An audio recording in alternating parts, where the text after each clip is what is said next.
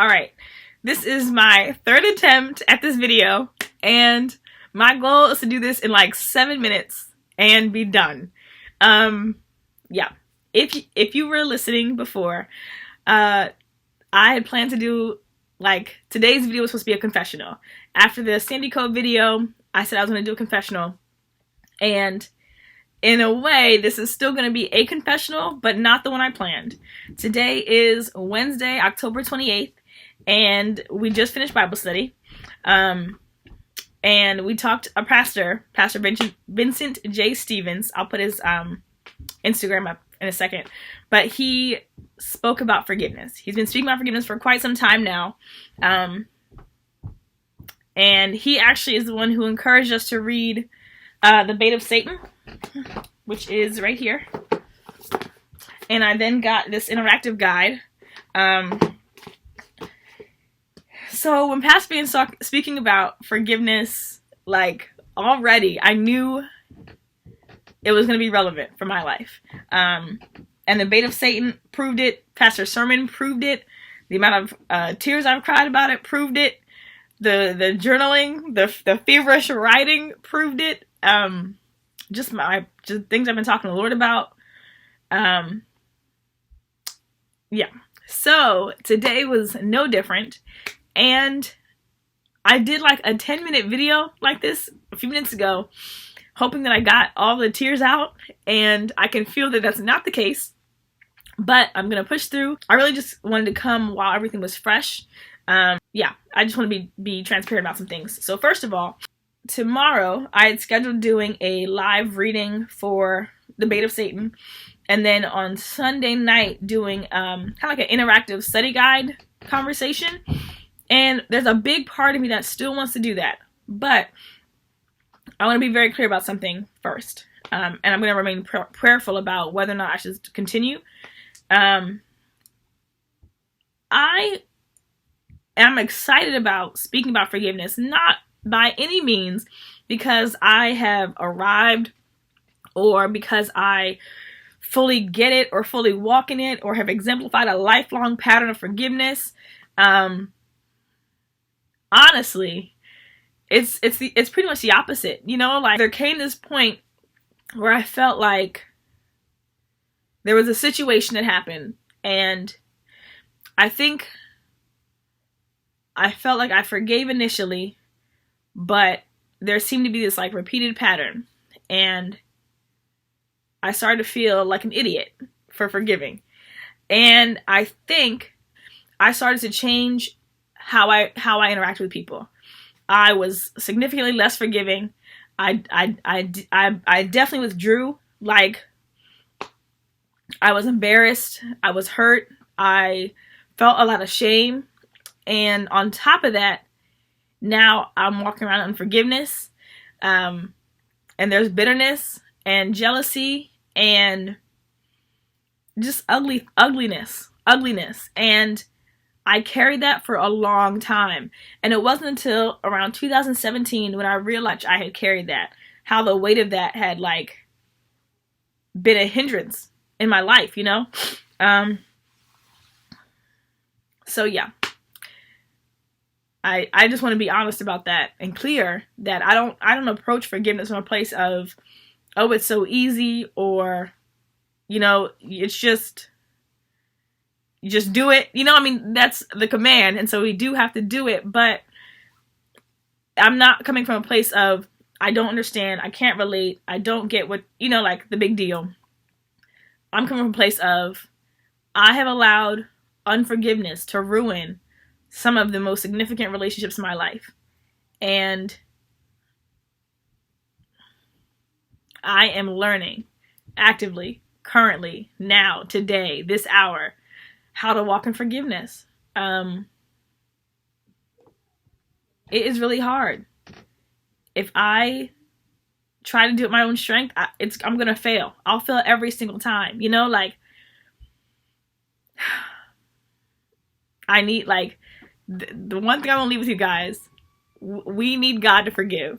We need Him. We need Him so desperately. There's just so much. You know, there's just,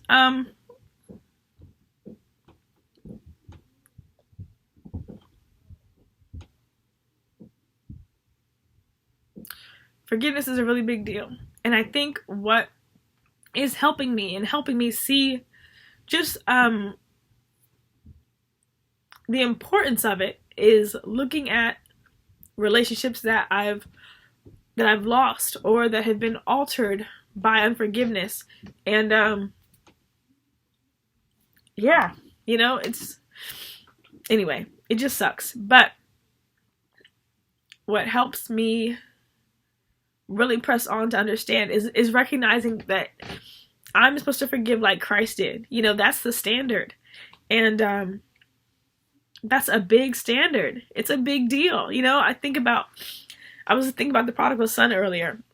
It's in Luke 15, and it's one of the most beautiful stories to me in the whole world. The prodigal son goes something like this. There was a man, and he had 2 sons, and one son said, listen, I don't want to be here. I'm going to take my inheritance, and I'm going to go. I'm going to, he did what he wanted. He went out, squandered, lost everything, ended up, like, he was eating the pig slop. That's what he was eating. And he was like, okay, this is ridiculous. I'm going to go back home where I messed up, but at least I can be a servant in my dad's house because they don't eat pig slop. They still eat good. So I'll go back, I'll tell him I'm sorry, and I'll try and just see if I can be a servant in his house. This is where the story gets really, really good, right? So in the Bible, we learn that the father, the way it says, he sees the son coming afar off, which means that the father had to be out looking for his son.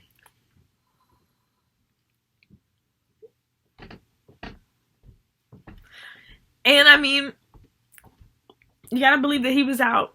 He didn't know he was coming back that day. You gotta believe he was out continually looking for him, like expecting him to come home, wanting him to come home. And then when the son comes, the father runs and embraces, just goes all out to celebrate him and restore him. And the son's like, got this idea he's going to be a servant, and the father like restores him to sonship, to just where he was. And that's it, right? That's the picture of forgiveness and receptivity and reconciliation. And that's how God is with us, and I think about the time of my life where I was most clearly opposed to God. And I don't have to think hard. There were several times, right? But there are times that really stand out as like, I wasn't trying to hear anything from anybody. I was living a double life. I was sneaking around. I was being deceitful and just foolish, right? And I remember different ways that God was getting my attention. And I remember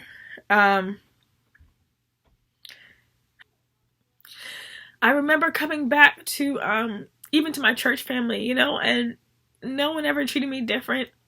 And man, that's how I'm supposed to be, That's the standard. So yeah, I can tell you firsthand, walking in unforgiveness sucks. It sucks. It will harden your heart. It will ruin your relationships with other people. It will hurt people. It'll keep you in a place of immaturity and selfishness. It'll build more selfishness in your heart. It'll build like comparison and all sorts of frustration and just dumb. It's just dumb. It's a waste of time. But I say that to say there's freedom, right? There's a place that we can get to where we can be healed from these things and we can walk in forgiveness. Like, we can learn to forgive like Christ does, and we can practice it. We can live it out, and we can stop being bound by these different issues. And that's what I want. My point is, I don't come to this place talking about forgiveness because I mastered it. And maybe that's what some people should do. Maybe that's what I should do. Maybe I should wait. I'm going to call one of my friends and see what she thinks after I pray about it some more. In any case, when I do the reading tomorrow, if I do the reading, please know I don't come from a place of this is this nice little cutesy thing, but like, this is part of what it means to live for Christ. To have our minds totally changed, our perception of things, our our reasoning, the way we think about stuff, totally changed and submitted to what God says, to what He says we should be doing. And yeah. So anyway, you might think I'm crazy, or you might be less inclined to join me for the live, and that's fine. But I appreciate this as an outlet, and I appreciate you listening and watching. And I'm really grateful to God. I think our pastor touched on this, like, sometimes we don't forgive because we forget what God's done for us. And I need to keep that at the forefront of my mind, because I want to forgive people like that. I don't want to be holding things against people. I don't want to be withholding my love because of fear, you know? And yes. So this is part of the journey.